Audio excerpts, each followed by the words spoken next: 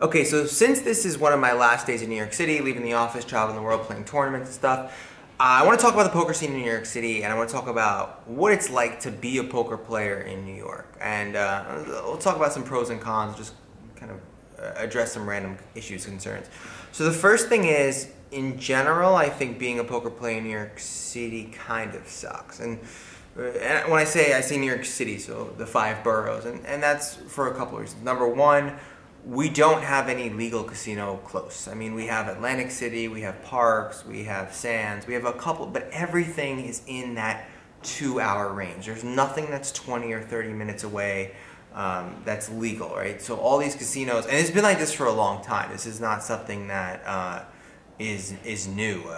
It's just the access to actual casino games is very difficult. And to get there, you know, sometimes with traffic, your hour and 45-minute ride at best turns into 2 hours and a half. And for a lot of players who are playing this game recreationally or even professionally, like factoring in a 2.5-hour freaking commute to and from the casino is just, it cuts into your hourly, it cuts into so many things. You gotta stay there. It's just a very, very expensive thing. Now, that being said, you have underground games. You have quote-unquote illegal games, which are raked at insane rates because they can, and the people there are not really concerned that much about rake. So, you know, they just want action, they just want to play, and that's a whole nother category. But when you have that, you have safety concerns, right? Who knows if something's ever going to happen? There was somebody who was actually killed, I think 7 or 8 years ago. I'm a math professor, a math teacher. There's a bunch of people robbed a room, and somebody dropped a shotgun. The shotgun, I think, accidentally discharged, and the person died. And after that, they kind of raided and shut down a lot of the games in New York City. But there's games. I mean, there's probably anywhere you go, if you want to play poker, there's some sort of illegal place. But yeah, there's a safety concern, right? And you never know what could happen. And there's also a legal concern. Know your legislations. Know the legality always behind what you're doing when you're doing something. So we don't advocate playing in underground games or anything like that here at School of Cards, definitely. But you know what I'm saying? Like, you just got to be responsible. You got to understand what's happening. I mean, some countries, some states, you know, it could be not a misdemeanor. It could be something way more serious, and you just always want to take those into consideration. So, the other option is home games, which where I made my living for a long time, and where I built a lot of connections. Or no rake home games that you get into a group of people, 20 or 30 guys and a couple girls or whatever, that play poker on a regular basis every Thursday from like 7 to 2 a.m.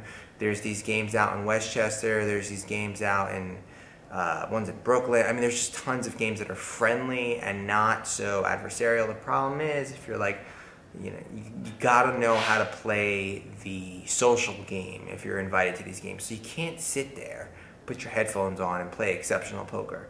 You gotta, you know, kind of have conversations. You have to drink, or at least look like you're drinking when they drink. You gotta be a little bit action. You gotta play the whole game that's required to be in a private game, and especially one that's kind of higher stakes. We also have some games at like the various clubs in New York City, not like dancing clubs, but like academic clubs and stuff like that. But yeah, I do not think that being a poker player in New York City is a great thing. I mean, at the end of the day, anybody who's watching this, you know the struggle of New York. It's not easy, which sucks because it would be incredible if we had a spot on like the west side of New York or somewhere where there's a casino. I mean, it just would do so well. And that's the one thing we do have for us in New York, is that our density, our population density is incredible. Like, the amount of people that are actually in New York City at any given time is insane. Like, School of Cards wouldn't have worked. My live class, which I'm speaking to you from right now, School of Cards would have never have worked if I did it in like California. Like, the only reason it worked is because of the fact that people were 10 or 15 blocks away from the first brick and mortar poker school, and they could actually come here and take lessons, and it was cool, and it was a different way of, but it wouldn't work anywhere else because of the fact of population density.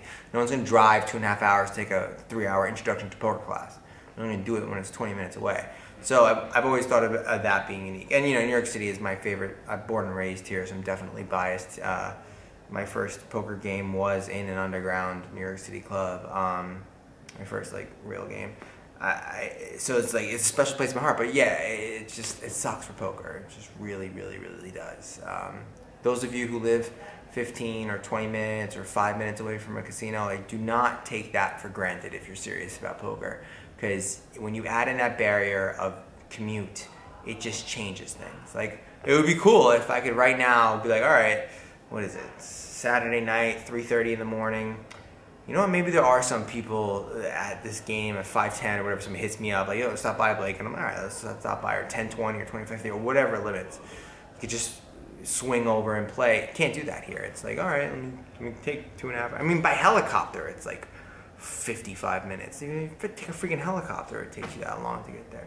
So yeah, little rant and rave about New York City. Love it, gonna miss it, but I'm gonna be playing poker all around the world now. So I'm gonna do little reviews about the poker atmosphere in every place that I'm in. The first one I think I'm gonna do, I'm gonna be in Vegas for the next 40 days. Obviously I'm not gonna talk, maybe I'll talk about poker in Vegas, but I think the first foreign country is gonna be Amsterdam. So I'm basically gonna play the highest limits in every country I go. It's kind of what's gonna be the thing.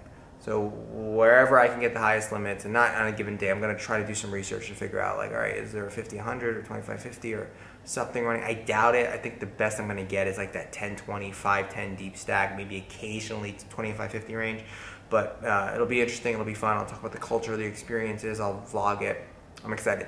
So yeah, goodbye New York, goodbye office. Look at this. I'll show you a little.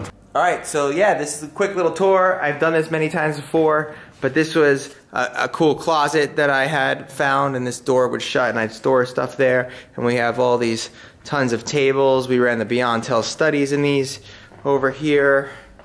There's the more tables, and it's an interesting place. It's a place where I have a lot of memories, a place where a lot of work has gotten done, and I've really built everything from this area, and it's going to be great to leave it, and great to, you know, it's always weird when you have been somewhere for so long and then you leave it, but like, I'm leaving for something better, and I'm excited about the future, and I'm excited to get out of New York City and play poker everywhere else, because I can actually play poker. That's about it. So soon, a couple more videos from New York, maybe 2, then I'll be posting from Vegas. It's going to be very interesting.